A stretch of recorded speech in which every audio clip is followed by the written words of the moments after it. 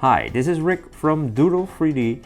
Welcome to our little app. It's called Doodle3D Transform and it enables you to make simple 2D drawings and transform them to 3D.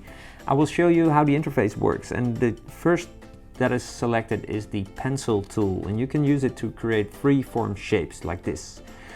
You can zoom in on it, you can turn it around in 3D, and let's use the bucket tool now to fill up the area.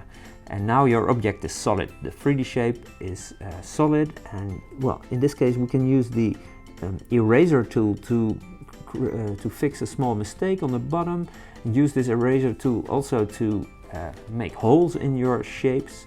When you zoom in you have a very high detail, and when you zoom out you can make large holes like this.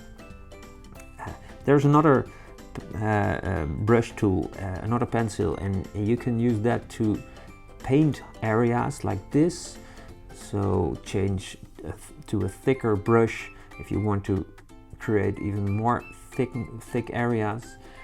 And let's see, well, you could do this with the normal pencil and then fill it with the bucket tool, but sometimes with the pencil brush it's easier. You can also select these shapes you just created and then toggle the fill with this little button here and make it an outline again. Different possibilities.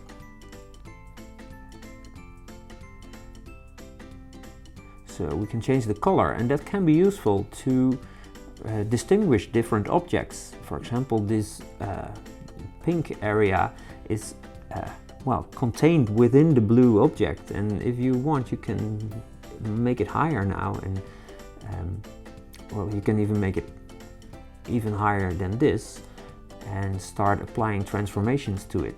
You can use this sculpt tool to change the vertical shape, make it well, into a vase or something.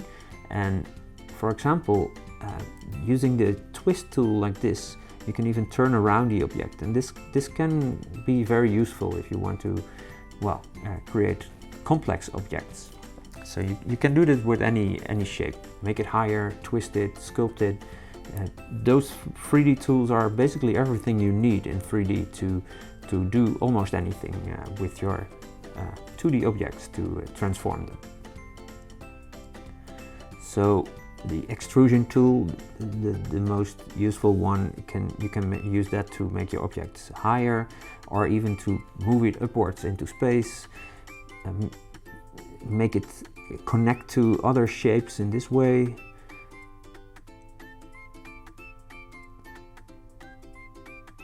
Well, then there's the text tool. You can use that to type in letters. These are just normal shapes.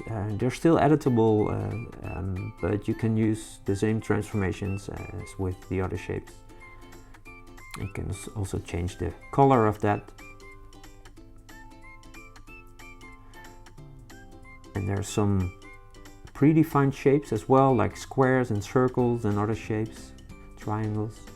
So let's start with a new drawing now, because there's a tool I haven't shown yet, and that's that scan and trace tool, and we can use that to trace existing images. So if you have this background image, you can now click on it and drag your mouse, and a red line appears around a black area in the image, and then you can start tracing different parts of this image.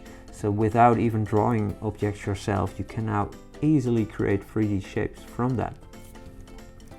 And now you can click on the background, first select the arrow tool and then click on the background, and then press the delete button there, the little cross, or use your keyboard. And you can start filling up the different areas. You can use different colors for the wheels, for example. And use the bucket tool to fill in the holes here. So now there are a lot of different shapes in your 3D model, and you can start selecting the different parts. You can select the whole object by making a block select like this, or use the keyboard, press Command A or Control A to select everything, or just select, in this case, the wheels, for example. if you want to do transformations on that. You can make them lower, for example, to make them into tires, and then select the rest of the truck, make that higher, select different parts used for the axes, and now we will copy paste those tires by selecting the 4 of them, making a duplicate of it, so it is copied in place, and then you can drag up this selection upwards, and now you have this truck. And don't forget to save it, because you want to store this for later, of course, because it's beautiful. Save it as truck, but also make sure to make a backup once in a while. These files are saved inside your browser, your web browser. So if you clean up your browser, you might lose your images. So make sure to make a backup by pressing the backup button in the save dialog. And then you can load it into Doodle3D later. And then you can export it to STL or OBJ and use those files in your 3D printing software if you like. But you can also directly generate G-code from Doodle3D. So this little preview is how it looks inside your printer, and now an Ultimaker 2 Go is selected. But you see it won't fit, so you can scale down your 3D model now and make it fit into your printer. It's also printing a lot faster if you make it smaller, of course. You can change the quality, the basic settings, and the amount of infill you use. And there are also a lot of advanced features you can change. You can change the thickness of layers, you can change nozzle size and printing temperature and those kind of things. But most of the time you just can press download G-code and use the basic settings. And then download the G-code file, put it on an SD card and send it to your printer the way you're used to.